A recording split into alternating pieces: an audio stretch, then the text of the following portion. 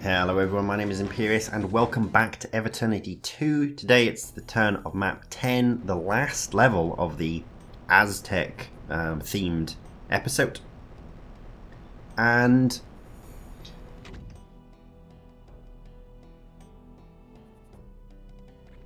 off we go. It was a dramatic pause. I was going to say something but I forgot what I was going to say. 280 enemies, so this is quite a significant shift actually from maps 7, 8, 9 and the secret level, which okay is kind of its own thing, but this is very different in terms of the way this level plays out, and it's kind of like this big circle that you slowly open up and then there's a big fight in the middle and then that's it, which might sound a little anticlimactic, but that's not really what I intended to convey. It's just that it's a lot shorter and punchier than the previous like 3 levels, which have all been very big. 4 if you include the secret one, which I think helps. I mean, I've said this before, and I'm going to say it again. I think that the level variety and length and difficulty, the way that it sort of changes from episode to episode and even level to level, I think really helps keep this world feeling fresh and not like a slog.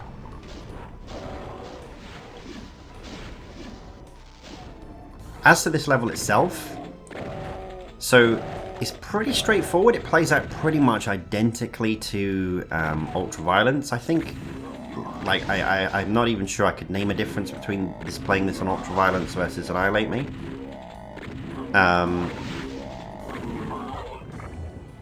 It's made very easy, or I should be very careful of saying the word easy, straightforward, by one of the secrets, which gives you a BFG and a place to hide from the big fight in the middle, which, yeah, it's kind of like, it comes back to one of my earlier points. Do you balance around secrets or do you balance the level and then add the secrets? I think in this case, if you find the secret, it changes the way you approach the level so significantly that it makes it a lot easier, as we will see.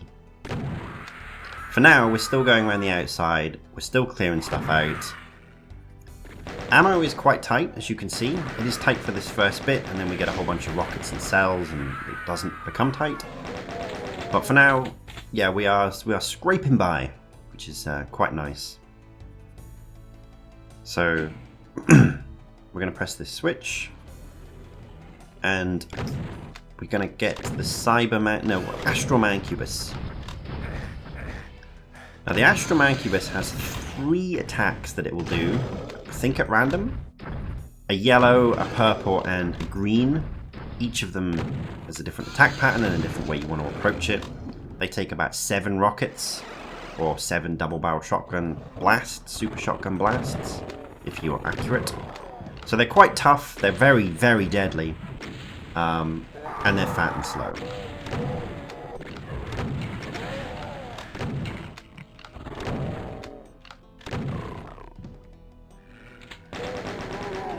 And certainly on Ultraviolence, this is the first level that you encounter them. I think it's the same for Annihilate Me. I think that was the first one we've seen this playthrough, but to be honest, I've fought so many of them up to this point, I'm now not entirely sure if we have seen them before this level.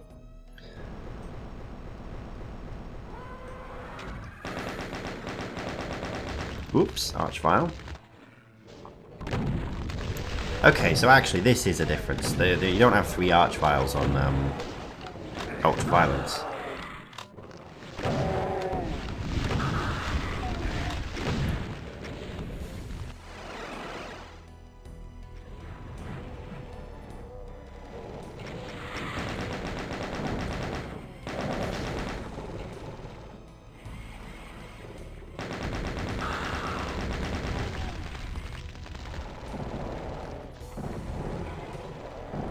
So it's going to be quite awkward to kill these Archviles, but we will get there.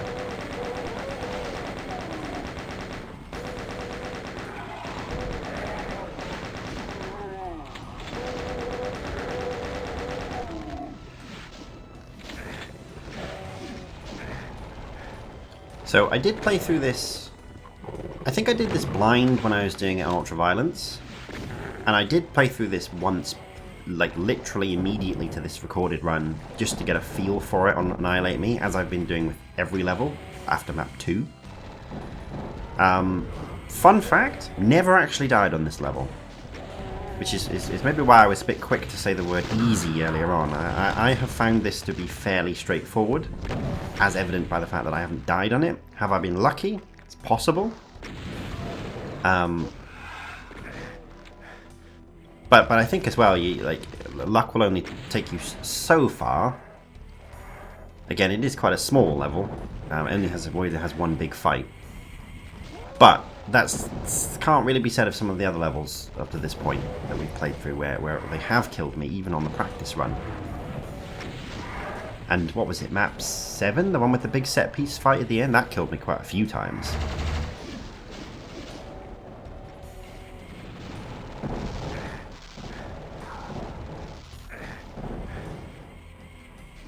This looks like it's going to kill me. It does look bad, I'll give you that. But you're watching this, so that must mean that it was the successful run. And there we go. So, thinking about what I'm going to do now. Do I want to get the secret? I think yes. So inside one of these pillars there is a megasphere. You just need to find the one with the switch. It's not that. Oh, yeah, it is that one. There we go. And there we go. And then the last secret is a, what's it called? BFG. And to do that, we've got to go up a little set of stairs and shoot a switch. It's not that one. It's not that one.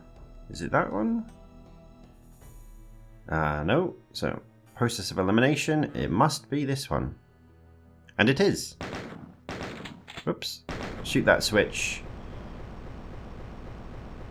And then this opens this little hellhole, this little rat hole, which we will be using to great effect. And a BFG.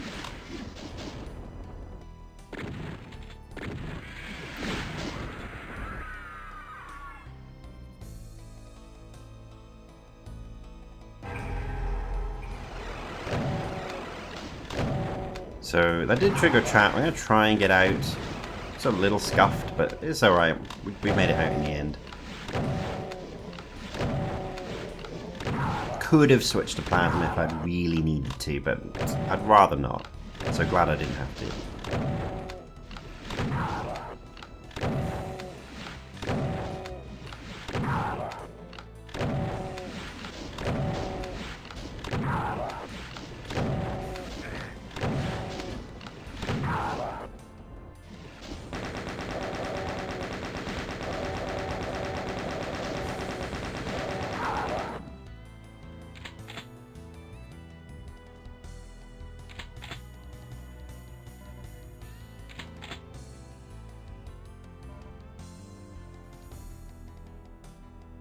Right, now I want to get myself fully stocked.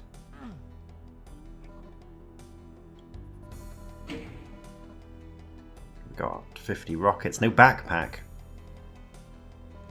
300 cells, 3 switches, and then what we're going to do is we're literally just going to go and hide in here. Like that is the strategy. That's the whole strategy. Hide in here.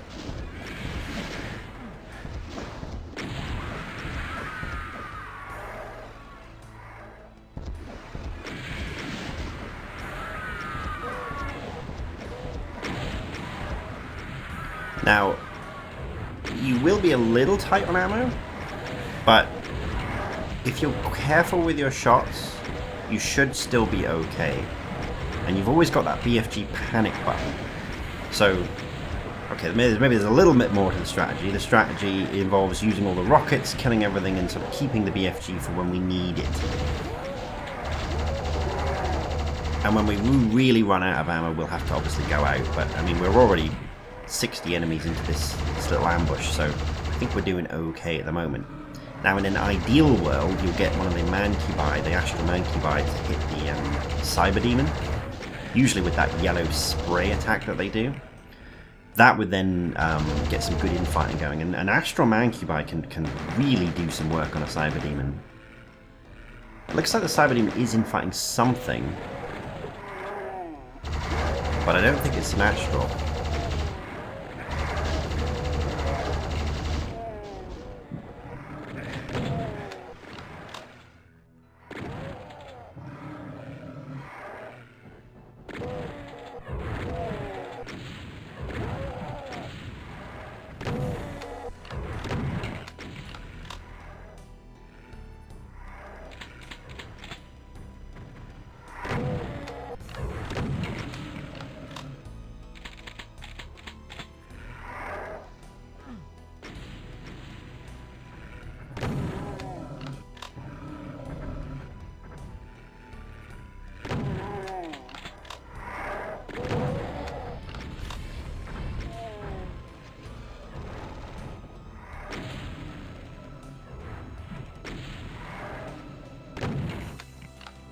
Okay, we just come out to try and unstick some of the last enemies because they were clearly bunching up behind the rat hole I was in, so they couldn't get to me. See if we can kill some mancubi from here.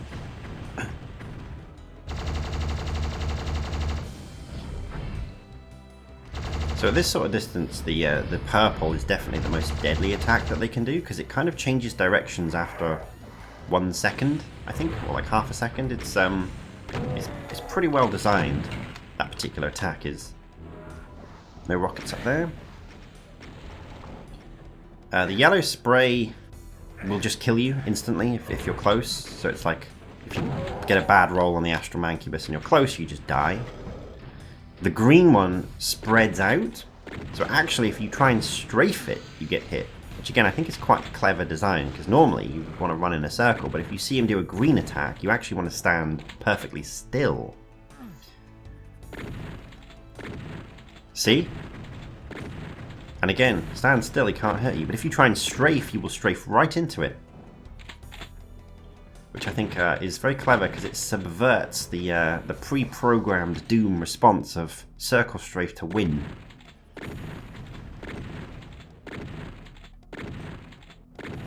At this distance, yellow isn't too bad because we got some cover. But it will just one-shot you if you're close. Which, yeah, I don't particularly like as a design choice.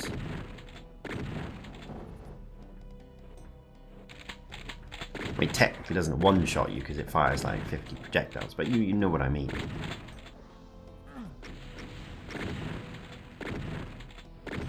And there we go.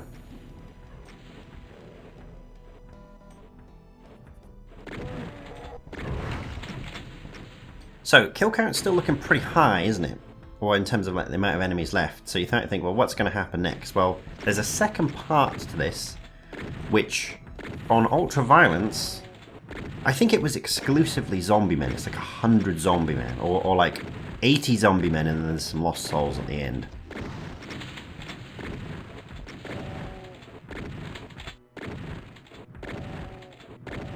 On Annihilate Me, it's a bit more spicy.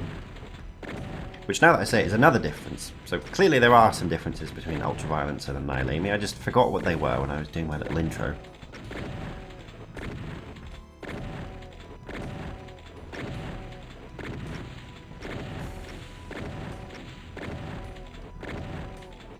And we could use the plasma gun here, but again, I kind of want to save the plasma, save the BFG for when I actually need it.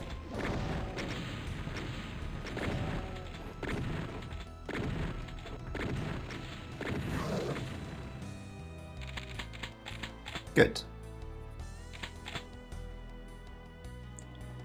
So, now we got these little steps. We get a recharge of our health and armor. And that's going to trigger the next section of the fight, and you'll never guess what the strategy we're going to use is for this next section of the fight. That's right. We're going to hide in the rat hole.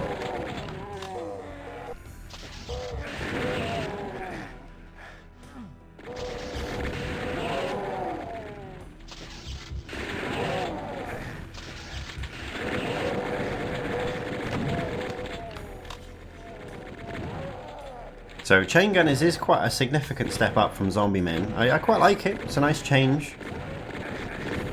Fortunately, we do have this little the rat holder to keep us safe. plasma would be more efficient here, otherwise I'm going to run out quite quickly, I think. Although I do have a near infinite supply of bullets now.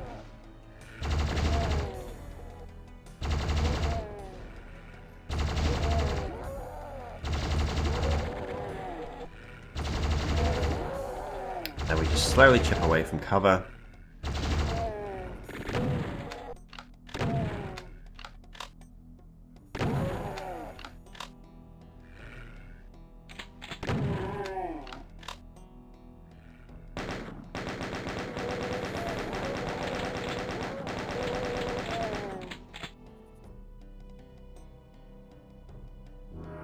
There we go.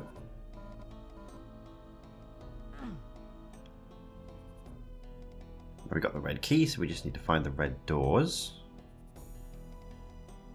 There they are. There's 2 of them, one either side. And what, we've got 5 enemies left, so it's 4 cacodemons, and then there's an astral mancubus at the end. At the very end corridor. So we won't go around the corner just yet. There he is. 1, 2, 3, 4, 5, 6, 7. And there we go.